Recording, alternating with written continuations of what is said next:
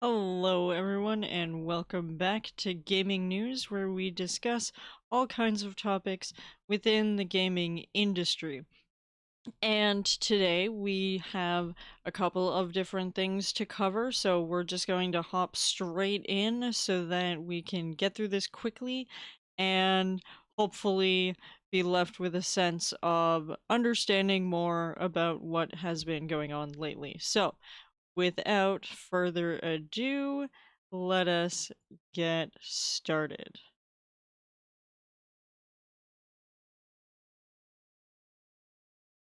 The first thing that we are going to talk about, of course, is Activision Blizzard that continues to spiral into the pits of hell as we have more information developing.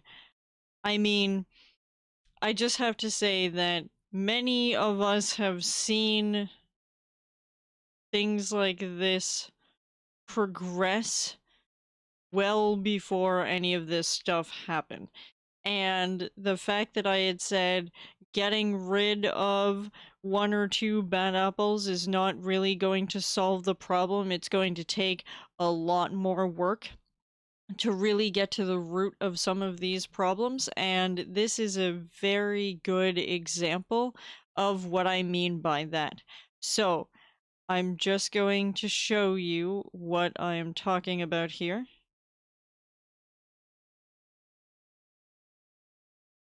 And that is that now the United States government is investigating Bobby Kotick and has subpoenaed him. So the reason for that, of course, is because obviously there are a lot of allegations within the Activision Blizzard lawsuit, and now the SEC, which is the Securities Exchange Commission, has reportedly launched an investigation into Activision Blizzard. And with it, they talk about how there has been a lot of allegations for sexual harassment, abuse, and toxic behavior because of the California Department of Fair Employment and Housing lawsuit that was filed back in July. And now the SEC is also going after Activision Blizzard, especially after there have been a number of allegations that are levied against Bobby Kotick and the company, where they have been getting rid of legal documentation or documentation that would show that they were actually engaging in a lot of these bad practices and shredding all of that information. A lot of that can be found through a number of different sources that you can go and check out. Like Yang Yi is definitely a news person that has talked at length about the same topic. But of course, there is an article out there that talks about all of the issues that have arisen over the last while since the lawsuit was filed originally. And of course, this led to a lot of people apologizing, and that people are trying to make things better by getting rid of references to some of these people within some of the worlds that Blizzard has created. And people have, of course, staged walkouts and have boycotted the company and whatnot. But things continue to spiral downhill. There's also another news article from PC Gamer showing that they are also looking into the issues surrounding Activision Blizzard, and it's just a giant mess of issues that just keep sort of going forward, which we have talked about. And of course, we look at this article as well, which covers that not only are they in so much shit because they've shredded documentation, and that it seems to be that some of these allegations are true. Otherwise, why would you be shredding documentation and trying to get rid of every possible piece of evidence that could be used against you in a court of law, especially now that there are multiple lawsuits? Now, the chief legal officer, Claire Hart, has announced that she is leaving the company as their legal representation, and announced it on LinkedIn. And she wrote on the platform, "The past 3 years have been full of unexpected twists and turns, but I feel honored to have worked with and met so many great people at Blizzard and across the Activision Blizzard businesses. I'll be taking a short break before making my next move. Stay tuned." And while her timing is very interesting, it doesn't talk about why she left or anything like that. And for something that you need to understand is lawyers can step down from cases, but there are certain restrictions that come with that, and often it means that you are going to refer people to another lawyer to take the case if there is, something substantial there. And that way it doesn't leave the client sort of up in arms, because the Activision Blizzard lawsuits have been so widely criticized that it was probably in her best interest not to say anything, because she could also be partially liable or knowing some of the inner workings. So I find it interesting timing. But furthermore, we look at the fact that Blizzard did release a statement in regards to the recent investigations with the SEC and the DFEH. And Activision has confirmed that it is being investigated by the Securities and Exchange Commission and the U.S. Equal Employment Opportunity Commission in a statement released today. On the Activision Blizzard investor site, a post confirmed a recent report of the Wall Street Journal that the publisher is being investigated by the SEC and the EEOC. While the statement states that these investigations are concerning certain employment practices, it's claimed in the Wall Street Journal report that the SEC's investigation scope includes how the video game publishing giant handled employees' allegations of sexual misconduct and workplace discrimination.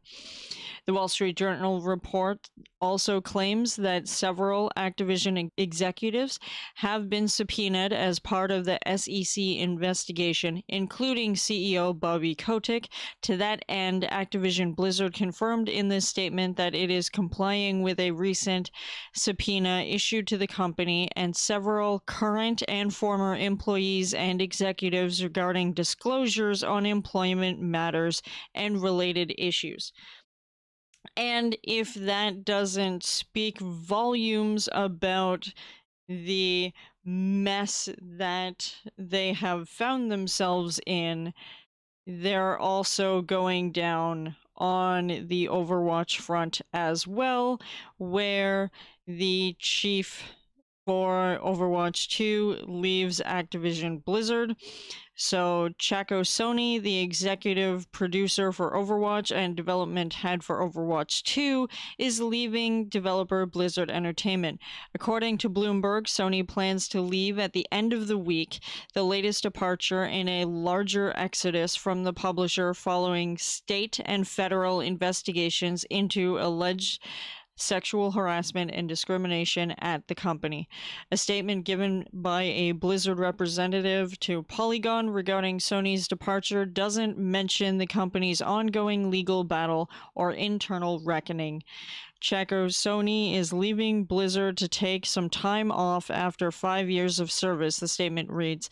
The deep, talented Overwatch team is making excellent progress on Overwatch 2, and thanks to their hard work, the game is in the final stages of production. We'll be sharing more at the Overwatch League Grand Finals later this month. Now, all of that to say, this is really interesting because this isn't the first person to depart from the Overwatch department. And in fact, there's a lot of question as to what will happen when it comes to Overwatch 2. And they have also talked about renaming McCree to a different name because of the person it obviously relates to, and the fact that references to Afrasiabi in World of Warcraft has been taken out of the game, and it feels a lot like they're just trying to put as many band-aids on the situation as possible. They did try to save their ass by hiring an anti-union law firm to be a neutral third party for employees to speak with about any of the allegations and issues that they're having.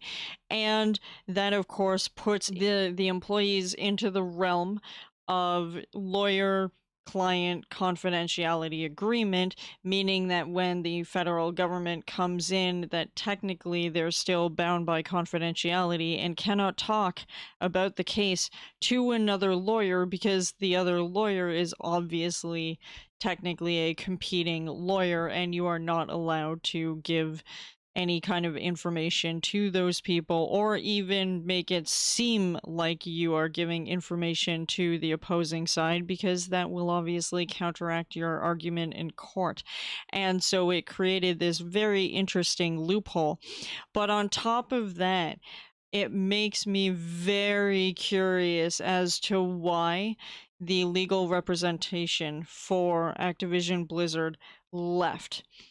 The woman who had obviously been there for a couple of years resigns with 3 years experience with the company, and knowing that Activision Blizzard is a giant company, at least from a financial standpoint to this point in time, it makes me wonder, are you leaving the very high profile case because of the amount of risk that it's going to provide you and how much mudslinging there will be from various people, whether they happen to be fans, whether they happen to be keyboard warriors or whatever? It makes me very curious if she is just not interested in facing the massive backlash that she probably knows is coming. And I mean, you can't work at a company like that for as long as you do without seeing some shit. So I'm very interested to see what happens with this, and I'm also really curious to see who they end up getting as their chief legal officer moving forward and what happens, because at this point in time, they're losing a lot of players in many of their different franchises, and they're just losing employees left, right, and center. And now that they have more than one lawsuit that they're battling against, makes me think that Activision Blizzard is definitely going very far downhill to a point of not being recoverable.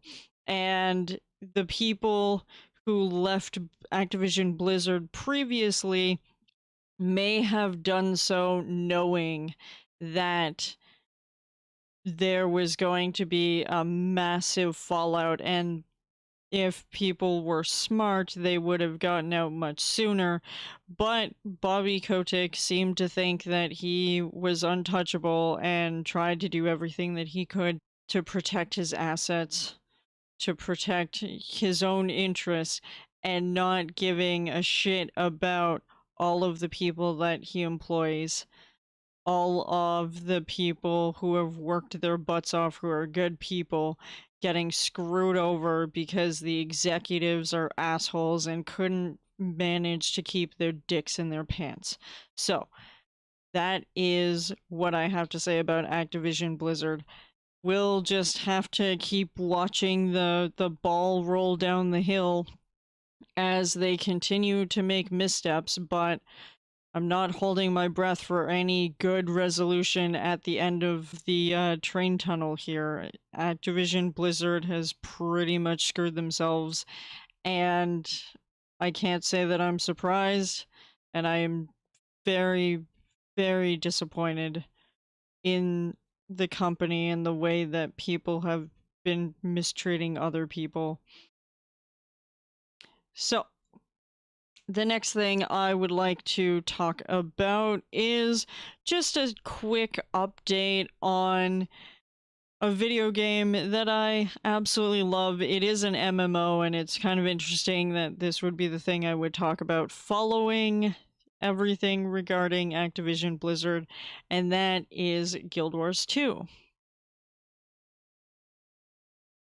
Jessica here has written an awesome article about the new Guild Wars 2 patch that is coming out, or that is out rather. It is the beta event to test all of the new elite specializations for some of the different characters, and many of the characters in Guild Wars are going to have a new weapon that they can use while they're playing the game, which is great because most of the time with MMOs, you're looking at character types or classes having specific weapons that they can use, but you can only use certain types of weapons and not other types of weapons. And unlike other MMOs on the market, you can swap between weapons, and there is also underwater combat as well. Although many people are not big fans of the underwater combat, it's not something that is often done in MMOs, and it's something that I believe Guild Wars has done fairly well. And one of these things is that the beta to test out some of the new elite specializations runs till Saturday, which is tomorrow. And you can try out all of these different things and see how things look if you had already signed up for it. So they had already announced the Catalyst, the Vindicator, and the Blade Sword, which is, of course, the Elementalist, the Revenant, and the Warrior Elite specs, respectively. And we are going to be anticipating these new weapons and these new elite specializations for End of Dragons, which is coming out in February, and that is the next expansion. There's going to be a bunch of different changes. There's also going to be a world versus world, which is sort of a pseudo PvP aspect of Guild Wars 2 that people can play. But like I said, Guild Wars is a fun game. There's going to be a lot of different changes. There's going to be bug fixes. There's going to be profession tweaks, and there's going to be more items introduced to the Black Lion Trading Company gem store, which of course does use real money, but you can use in-game gold to transfer into gems to buy some of these items and their weapon skins. So I have two different things to talk about when it comes to Epic Games. The first is that Epic Games has decided to do this, which is launching an anti-cheat support for Linux, Mac, and Steam Deck, which looks very exciting, and I'm actually interested to see what happens with the Steam Deck. And if you don't know anything about that, I highly recommend you go look it up, because if you do a fair amount of traveling, then you have the ability to have sort of like a Nintendo Switch, but you would be able to access your Steam library with this Steam Deck. So it's specifically designed for Steam games. And if you are a person that is on the move and you want to play some of your games on a mobile device, there is now going to be a Steam Deck. And the fact that Epic is now launching an anti-cheat to combat different issues that plague like the first person shooter genre I am 100% in support of this kind of thing. So the easy anti-cheat for Windows was made available to all developers for free earlier on in the year, and now Epic Games is extending the support to the Linux and the Mac platforms, so that they can also keep all of their games 100% safe, or at least as much as an anti-cheat can keep your game safe. And this will make it easier for developers to ship their games across the PC platforms. And they've, of course, got support for Wine and Proton. They're looking to have the anti-cheat support for Linux with a couple of clicks through the Epic Online Services developer portal. So the fact that they are supporting developers and making sure that they have all the tools and that they're giving these developers a better cut by putting their games on the Epic Game Store is just good overall.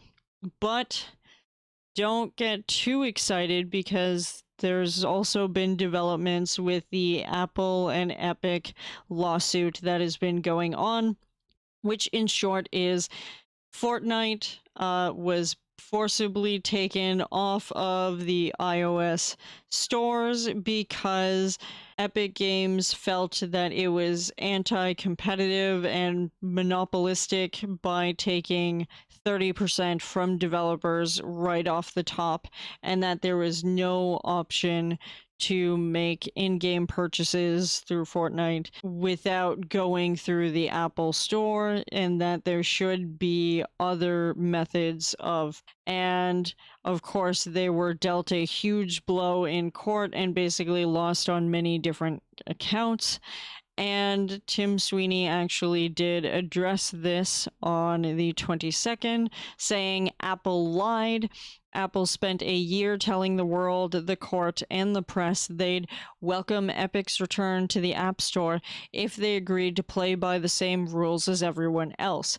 Epic agreed, and now Apple has reneged in another abuse of its monopoly power over 1 billion users. And the reason why he's saying that is because he actually sent a message to Phil and said, "I'm writing to provide clarity on where we stand. Epic has appealed the court's decision in our suit over Apple's policies on in-app purchases and competing stores. Though we can't update the Fortnite version that users still have on their iOS devices, we've disabled Epic's payment systems server side and have paid Apple $6 million as ordered by the court. Epic has asked Apple to reactivate our Fortnite developer account. Epic promises that it will adhere to Apple's guidelines whenever and wherever we release products on Apple's platforms." So they're conceding here. They're saying that we will abide by the court's decision and we will abide by your rules.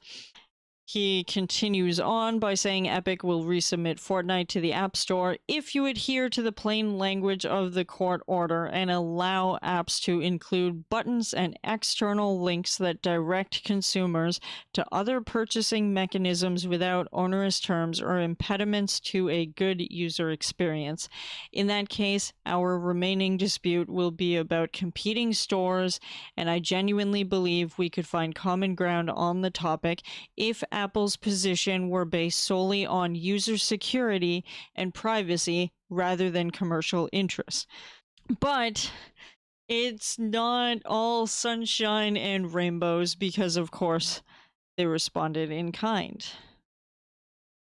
"I am responding to your recent request that Apple reinstate Epic's developer program account, which was terminated for cause last year. Epic committed an intentional breach of contract and breach of trust by concealing code from Apple and making related misrepresentations and omissions. In its decision, the court recognized that Apple had contractual rights to act as it did. It merely enforced those rights as Epic's own internal documents show Epic Games expected. The court further found that Apple's termination of the developer program license agreement and the related agreements between Epic Games and Apple was valid, lawful, and enforceable. Following that decision, Mr. Sweeney has publicly said that Epic wouldn't trade an alternative payment system away to get Fortnite back on iOS. In light of this and other statements since the court's decision, coupled with Epic's duplicitous conduct in the past, Apple has exercised its discretion not to reinstate Epic's developer program account at this time. Furthermore, Apple will not consider any further requests for reinstatement until the district court's judgment becomes final and non-appealable, basically stating that we are going to continue down this path of blocking you because we want to make sure that you cannot do anything. So they're going to make sure that Tim Sweeney's legal team and Epic Games gets to the point where there is nothing left that they can do before Apple will even reconsider the idea of having Fortnite back on iOS. And it's pretty brutal. It's very cutthroat, and it really does show that the two of them are really swinging hard at each other. But it does at least somewhat open the door for other developers to at least be able to have external links to purchase games without going through the Apple Store. So there is a little bit of breakthrough there, but the fact that they're going to force it so that there is nothing left for you to do if they take it all the way up to the top of court to decide what ultimately happens between these two. I mean, it's just a crazy, weird situation. So I just thought I would bring some of that to your attention. And now that you're up to date on the Apple and Epic situation, we can move on to the final topic.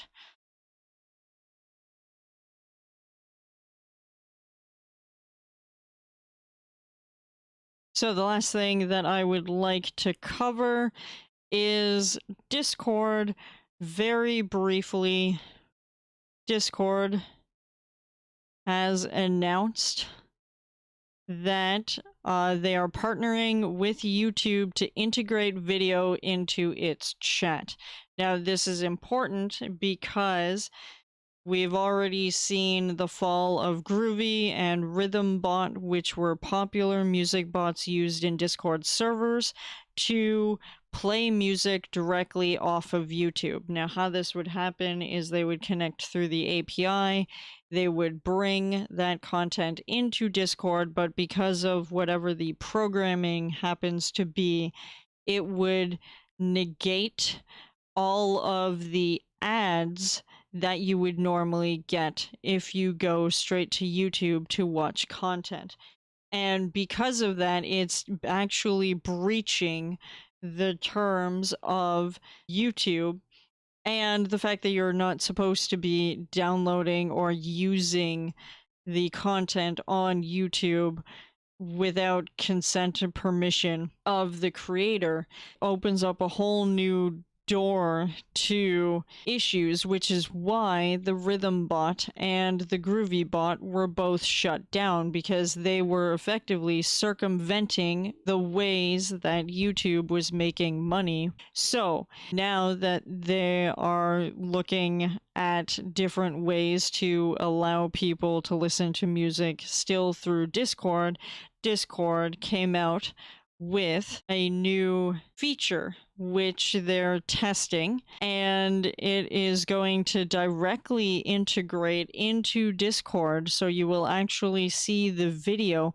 But my understanding is that if they're smart, they're going to have it so that you still have to see the ads, or that Discord is going to have made a deal where there's going to be maybe a front-loaded ad like they do with most videos, but there are a lot of YouTube content creators that end up having multiple ads throughout their video depending on how long they are. In fact, you may have seen some ads on my videos because I have all of these videos listed as not safe for children, meaning that it is allowed to have ads placed on it, but the fact that Discord has negotiated a deal with YouTube to have integration is actually really good, because you'll still be able to listen to music without having to go directly to the website, and you can do more things in Discord. And if Discord continues to implement some of these features, I really see the platform being the number one place. So the feature is called Watch Together, and as the name implies, it allows Discord members to watch YouTube videos together. A test of similar Discord feature started about 10 months ago before disappearing and resurfacing as Watch Together today, and we understand the company has reprioritized this particular feature due to the recent music bot shutdown. So this is directly in response to music bots being ejected from the platform, probably due to threats of lawsuits.